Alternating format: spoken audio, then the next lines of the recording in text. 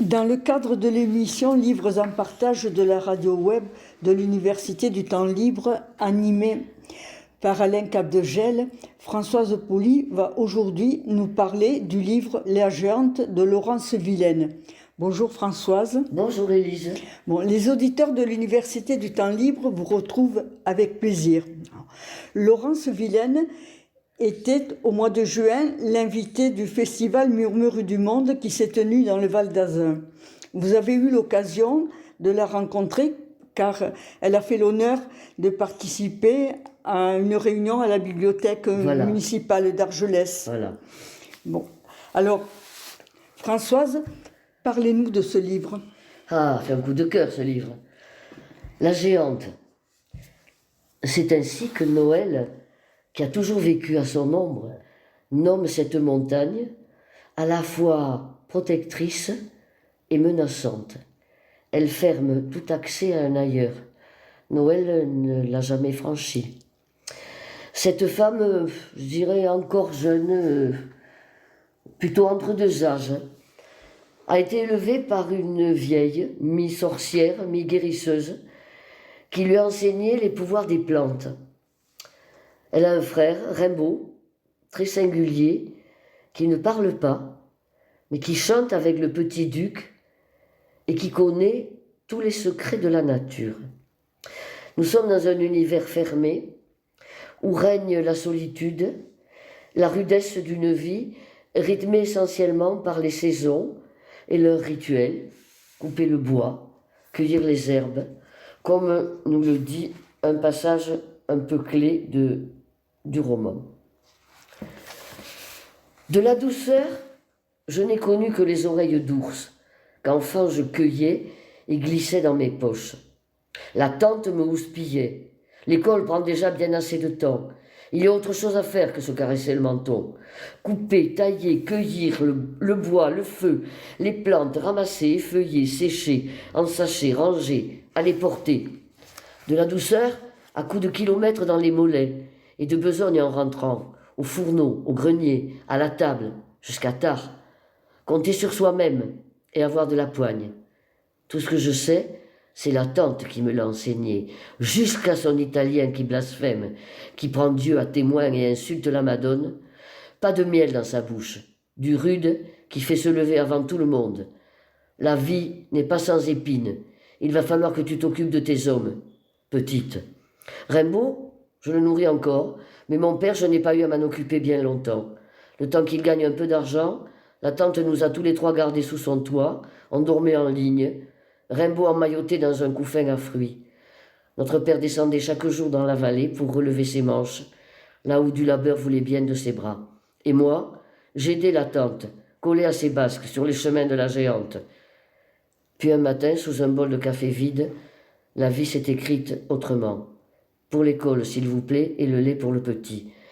Notre père reprenait la route et reviendrait nous chercher dès qu'il aurait trouvé un travail et une maison.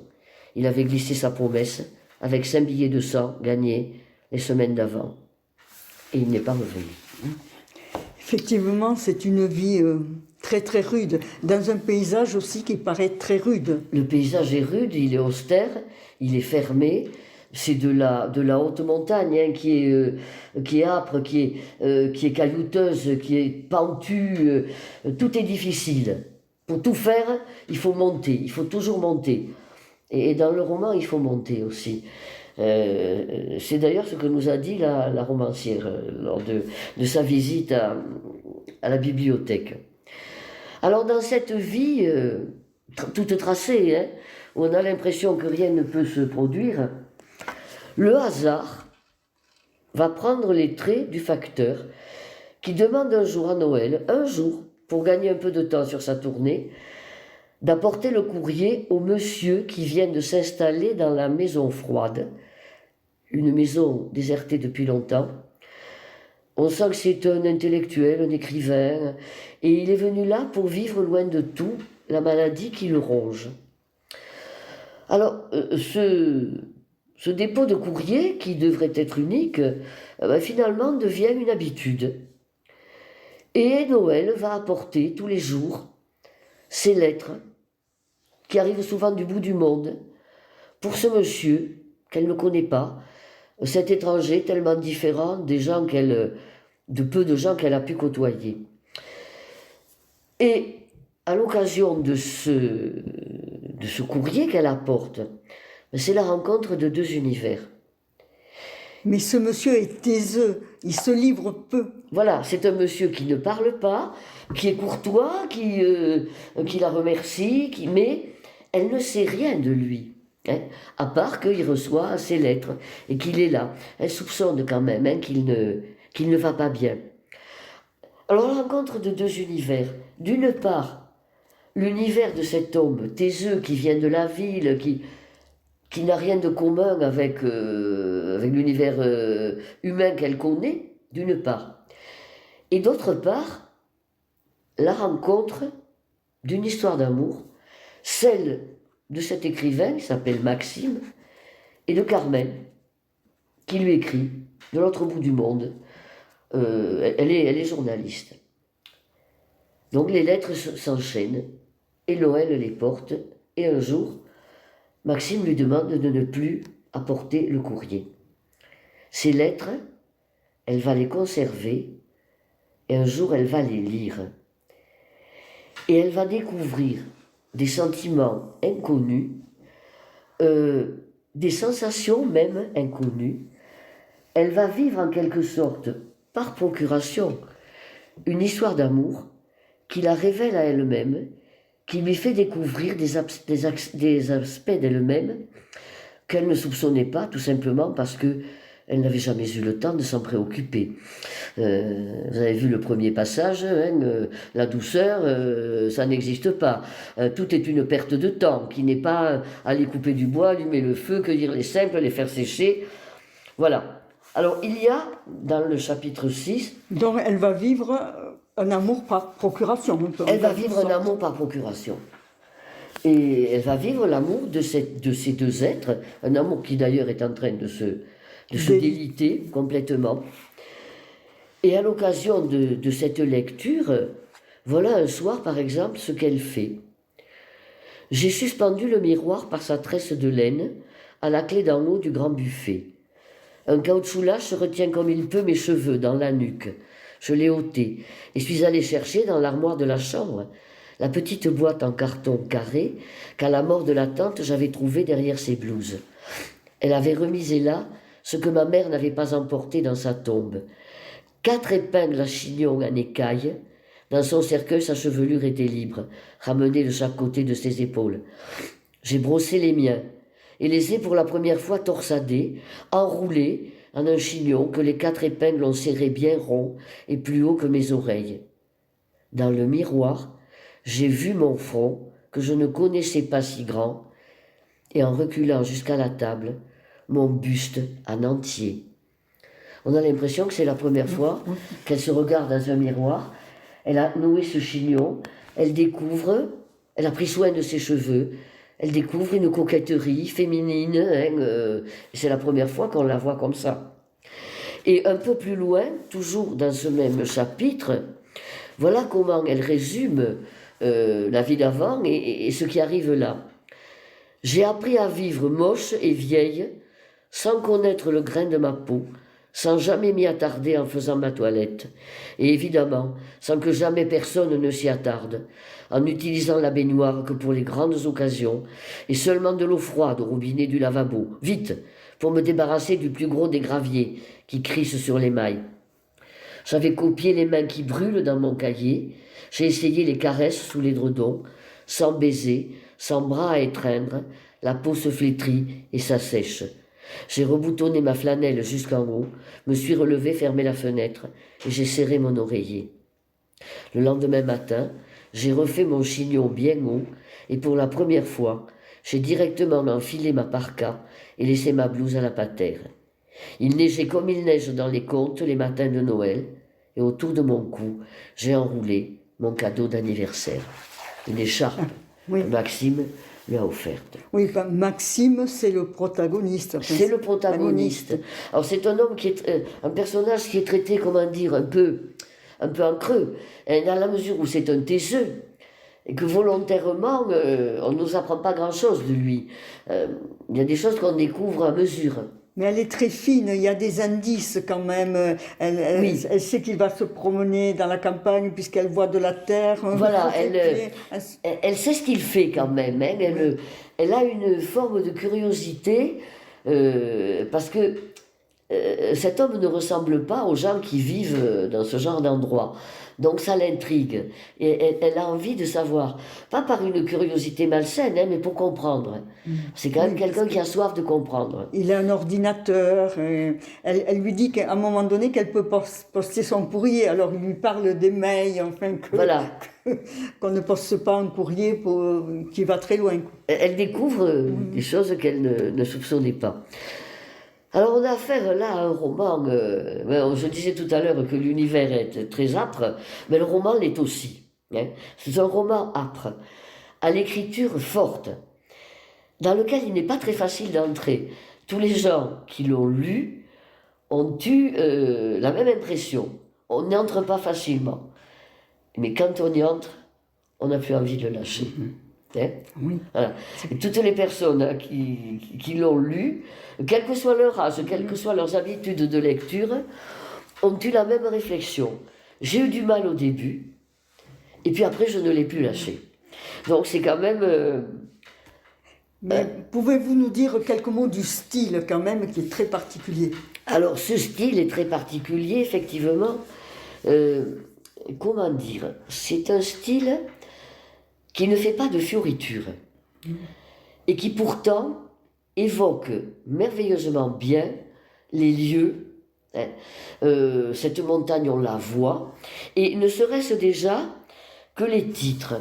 Le roman est conçu en 7 chapitres. Et la romancière nous a dit, et c'était intéressant comme observation ça, qu'elle l'avait conçu comme une ascension, avec des paliers. Et dans une ascension, quelquefois, il y a des éboulis et on recule, voilà. Hein. Elle a employé cette image. Et si on écoute les titres de chacun de ces chapitres, vous allez voir qu'ils sont évocateurs. La pierre debout, le vestibule du diable, le bois noir, le val sans nom, le sorbier des oiseaux, l'échelle des sept, le lac vert. Tous des titres qui nous renvoient à une nature minérale, avec la pierre debout, végétale, le bois noir, le sorbier des oiseaux, ces végétaux de montagne, hein, le sorbier, voilà. Des lieux mystérieux, le vestibule du diable, le val sans nom. Inquiétant aussi, hein, avec Le lac vert, inquiétant. Et la maison des morts. La maison des morts, l'échelle des sept, voilà. Et le style, me semble-t-il, colle assez bien à ce paysage. Il est sans fioriture, mais à chacune des étapes, elle nous projette très bien dans le paysage. Des endroits plus minéraux, des endroits où il y a davantage de végétaux, avec des fleurs, avec... manifestement, c'est une romancière chez qui il y a une connaissance du milieu naturel. Et puis un peu de sorcellerie, enfin Oui, le mystère. de mystère. Le mystère. Elle connaît le pouvoir des plantes aussi. Voilà, le personnage de la tante, enfin, qui n'est pas véritablement sa tante, hein, mais mi-sorcière, mi-guérisseuse. Elle a hérité de ce pouvoir qu'elle lui a appris. Et là aussi, dans le style de Laurence Villaine, on a à la fois un minimum de choses qui sont dites, souvent. Mais dans ce minimum de choses, on a l'essentiel. Quand on la voit, par exemple, cueillir les herbes, les trier, il n'y a pas de détails superflus. Mais je trouve que c'est une romancière qui va à l'essentiel. Mais ce n'est pas un style minimaliste, parce qu'il y a beaucoup d'adjectifs, enfin, pour bien décrire les plantes, enfin, pour le... Voilà. Pour bien... Ce n'est pas minimaliste, c'est, comment dire, c'est précis. C'est précis, oui, c'est ça. C'est précis. Il y a...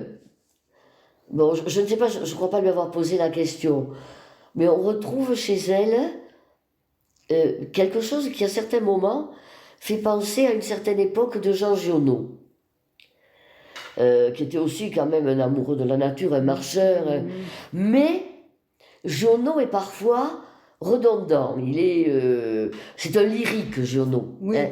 C'est un lyrique. Mes souvenirs, c'est plutôt la lumière, enfin les Oui, choses. mais il y a aussi... Tandis que pas l'âpreté quand même. Voilà, Giono est un lyrique, et parfois même à l'excès.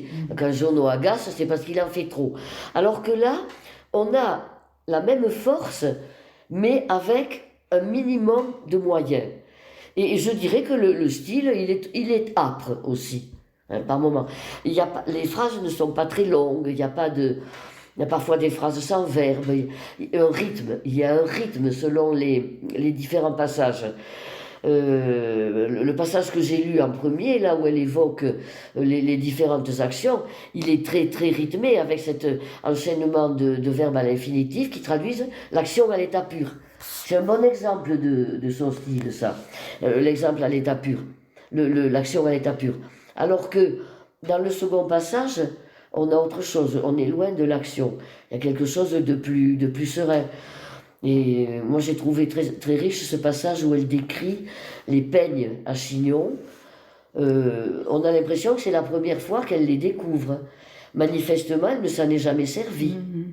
C'est la première fois qu'elle va faire ce chignon et on les voit, ces peignes en écaille, comme il en existait, comme nos arrière-grand-mères en mettaient dans leur chignon hein, pour le tenir. Ce style est vraiment... je crois que si on aime le roman, c'est essentiellement à cause de ce style qui nous fait entrer dans cet univers de Noël. Mais la protagoniste est une personne, on pourrait dire aussi âpre, hein, comme son style, mais elle est capable de délicatesse. C'est Moi, ça. il y a un passage qui m'a presque émue, c'est quand elle accueille des fleurs bleues, je crois, et qu'elle met dans le feu Oui. Pour le monsieur. Enfin, Oui, parce que ces fleurs, elles ont une portée symbolique. C'est ça. C'est-à-dire que, oui, c'est une femme rude, mais c'est sa vie qui est rude. Ce n'est pas elle. La preuve, c'est que elle entre dans cette histoire et qu'elle découvre quelque chose à quoi elle n'avait jamais pensé. Et c'est le hasard qui l'a conduite à ça. C'est un très beau roman, hein. Oui. C'est un coup de maître, ce roman. Et elle a écrit d'autres livres, cette dame? Oui, c'est son troisième roman. Alors, je n'ai pas lu les autres. Je crois que Christelle les a. Il faut que je les lise. Il y en a un qui s'appelle Le silence ne sera qu'un souvenir, qui est de 2011, et La grande villa de 2016. Et quel âge elle a? C'est une C'est femme. difficile de lui donner. Elle doit avoir, moi je dirais 40, 45, 50 ans. Mais l'entretien à la bibliothèque a été riche parce que elle s'est prêtée aux questions, elle s'est visiblement, bon, elle doit avoir l'habitude hein, de participer à ce genre et elle le fait volontiers et visiblement elle aime bien aussi rencontrer ses lecteurs. Et ça c'est agréable. Si on veut regarder du côté de la quatrième de couverture, hein, voilà ce qui est dit. Noël a toujours vécu au pied de la géante, la montagne immuable qui impose son rythme, fournit les fagots pour l'hiver, bleu et bourrache, gentiane pour les tisanes et les onguents. Bon, un peu sorcière, hein, on le retrouve. Voilà, repliée dans cet endroit loin de tout, j'ai bien aimé cette expression à la quatrième de couverture. Elle mène une existence rugueuse comme un pierrier. Ah, oui. Et c'est vrai que le style, il est rugueux hein, par moments.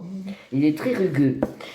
Alors, ce que je voulais dire aussi, c'est que, donc je parlais tout à l'heure de la difficulté que beaucoup ont eu presque tout le monde a eu à entrer dans le roman.